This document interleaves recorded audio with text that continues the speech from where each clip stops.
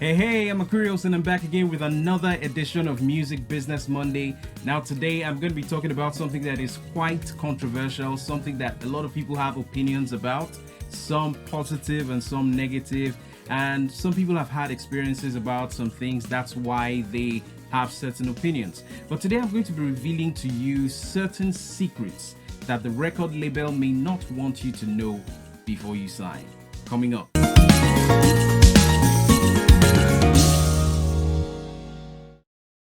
Okay, before we head into the video and reveal the secrets labels don't want you to know before you sign, if you haven't subscribed to my channel, please go ahead and subscribe, tap the notification bell so that you are notified when there's new content, when there are subsequent editions, episodes of Music Business Monday.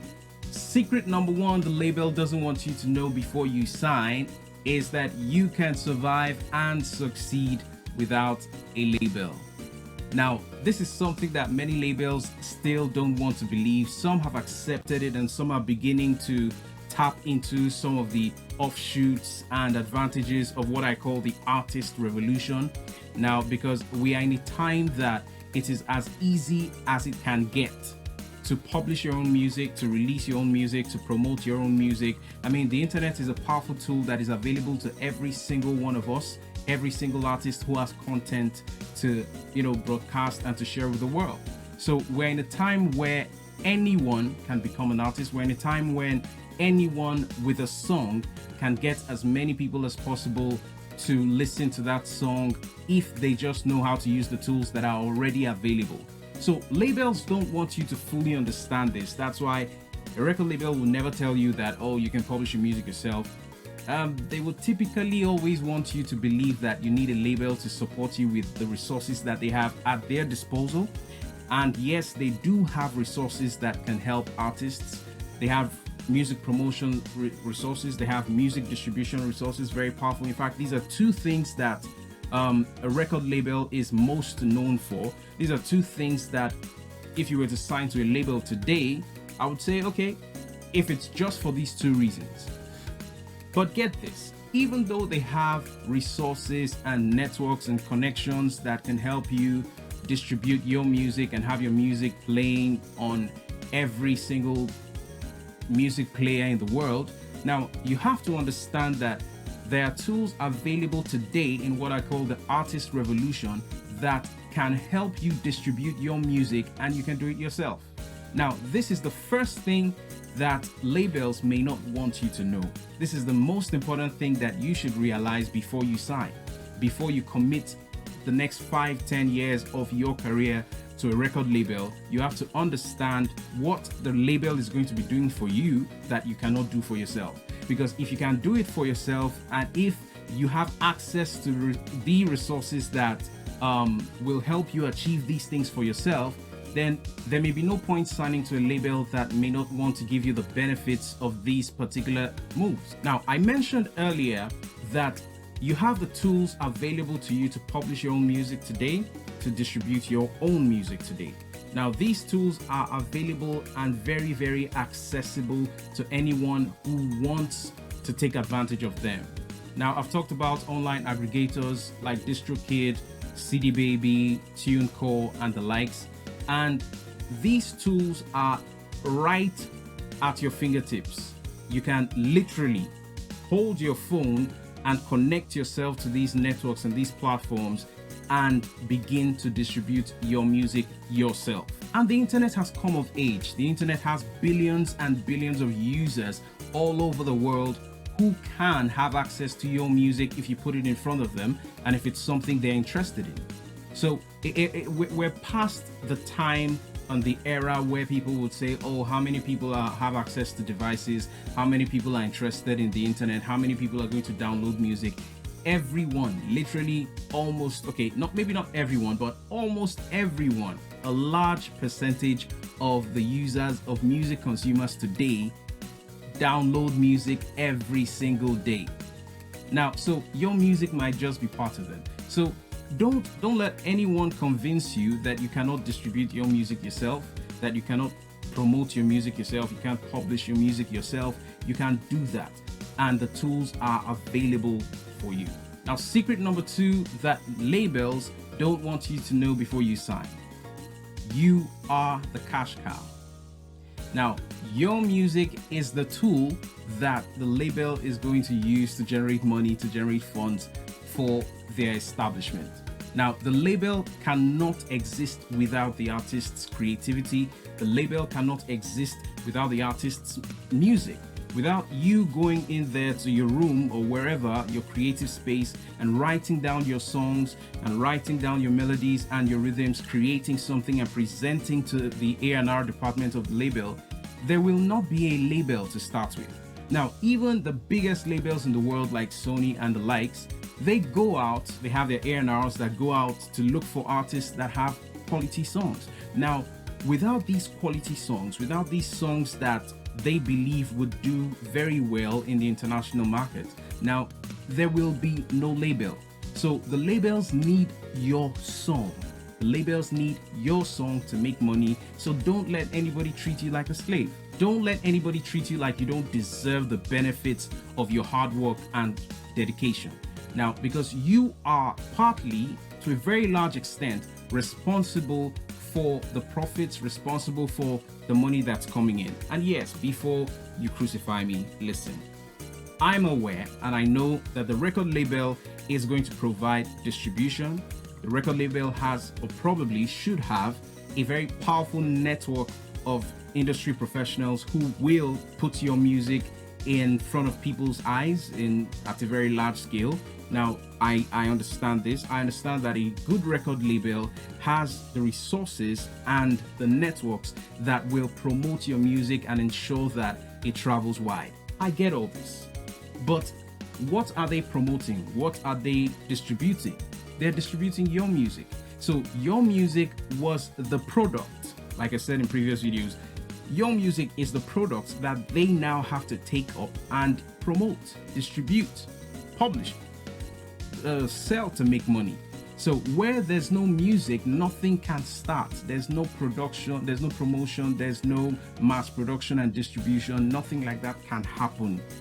Now, but you may say you need the networks, you need the powerful connections that record labels may have. And yes, you do need powerful networks and relationships like that. But you can make do with the relationships that you're able to build from right now where you are. The important thing is to start right now and start learning how to use the tools that are available to you. So the secret number 2, you are the cash cow, and do not let anyone treat you as if you do not deserve the benefits of your hard work. So if you eventually decide to sign the record label contract and you become an artist of the record label, now don't allow anyone treat you like a slave. Make sure that you have all the benefits that come from the hard work of your creativity, because your song brings the money and you deserve to be treated well. Now, secret number 3, record labels do not want you to know. And this one is going to come as an advice. It's like this. Even if you decide to sign the contract, now, if you've been having pressure from record labels here and there, they love your music, they want you to come and sign and come on board. Now, even if you decide to do that in 2020, and that's one of the plans and the goals that you have. Now, listen carefully. Make sure you own your publishing. Make sure you own the publishing on your songs. What do I mean? Now, every songwriter, of course, owns 100% of the publishing on their work. But if an external publisher publishes the song, now what does it mean to publish a song? To publish a song means to take the song and make it a marketable product that can yield royalties, and then the publisher goes ahead to collect the royalties and share with the artist or the songwriter, the owner of the original manuscript that the song was written, the lyrics and the melodies. Now, the publisher does this work and splits it with the artist. Usually it's 50-50. Okay? Now, in the absence of a publisher, you may have a label that says, okay, they're going to own the publishing with you. But if the label decides, because sometimes it happens that way, if the label decides that they're going to own 100% of the publishing on a song that you wrote, there's a problem. my advice is that you own your publishing. Now, even if you don't publish the song yourself, in the event that you don't publish the song yourself, now the record label has a publisher or has a publishing department that publishes the song and ensures that the song is marketable and is a product and royalties come in. Now, ensure that you have a part of that publishing.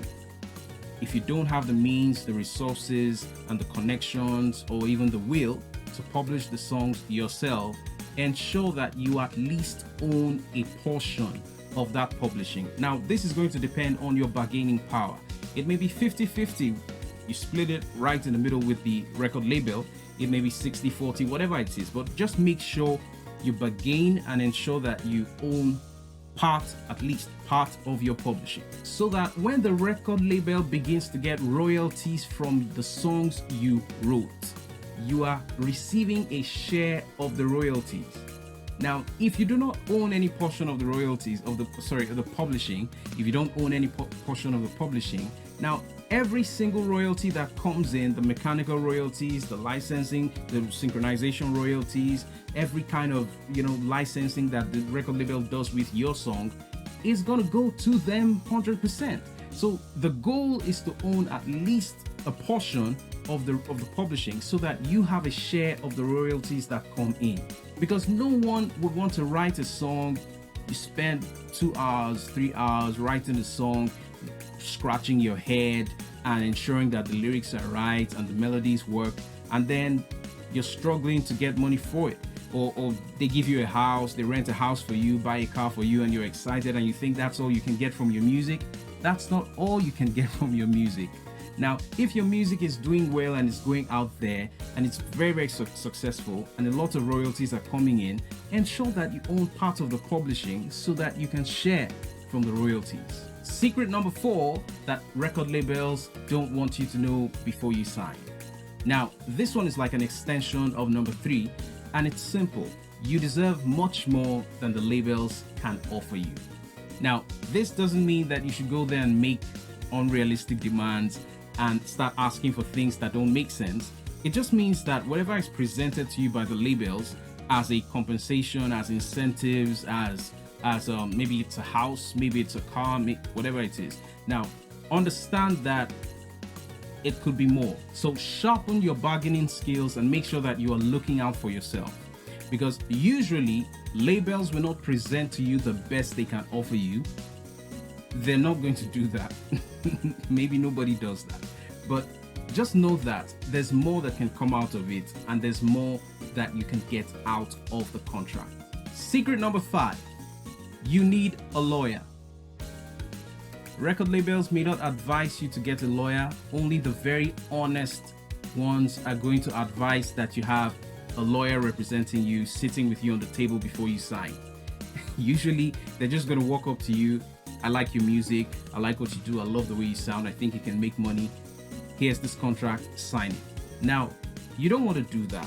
What you want to do, what I advise, my recommendation for you is that you ensure, get a lawyer that you would sit down with, that will go through the contract with you and ensure that you are signing something that is going to make sense to your career, something that your career is going to benefit from, something that your career is going to outlive. Because the best kind of contract is a contract that propels your career to the next level, so that you are riding on the next stage. It's supposed to be a springboard that launches your career to the next level. It's not supposed to be the final nail on the coffin of your career that ends everything. It's supposed to be a springboard that takes you to the next level. It's supposed to be something that even if it's 5 to 10 years, after 10 years, your career is still alive, booming, and you are far ahead of where you started from. So this is how a contract with a record label is supposed to work. The contract is supposed to favor you as much, at least as much as it favors the record label. So make sure that you go into the conversation, you go into the negotiations with the label with a lawyer. And not just any lawyer. I'm not talking about a real estate lawyer or a corporate lawyer. I'm talking about an entertainment lawyer. A lawyer that solidly understands the entertainment industry, solidly understands the music industry and how it works, how money comes in and different contracts that are available, the kind of deals that you should go for and the kind of deals that will not work out for you, and a lawyer that understands the implications of most of the terms that are brought before you. Now, you need to understand everything, and the lawyer is responsible for ensuring that you understand what you are signing.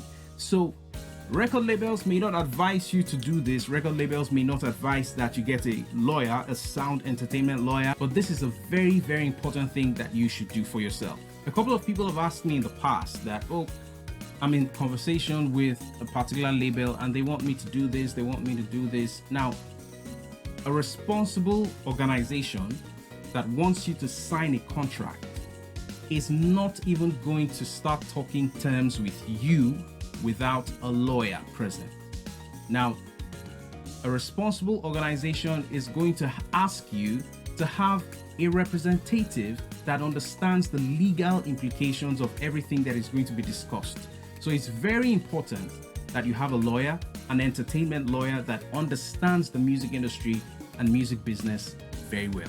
All right, those are the secrets that labels may not want you to know before you sign, and I hope that helped. Now, if you have comments, if you have questions, if there's anything that is not very clear, you want to, maybe there are more tips that you may want to add to this. Maybe there are more secrets that you have experienced yourself in your dealings with labels in the past. Now, you can go ahead and share them with me, ask me the questions in the comments section below. Type in your questions and I'll be glad to answer and respond. So if this was very helpful for you, just go ahead and tap the like button, give me a thumbs up. And if you haven't subscribed to the channel, subscribe to the channel now and tap the notification bell so that you are notified when there's new content and when there's subsequent editions, episodes of Music Business Monday. So till when next we see, I'm Akurios and I'm out.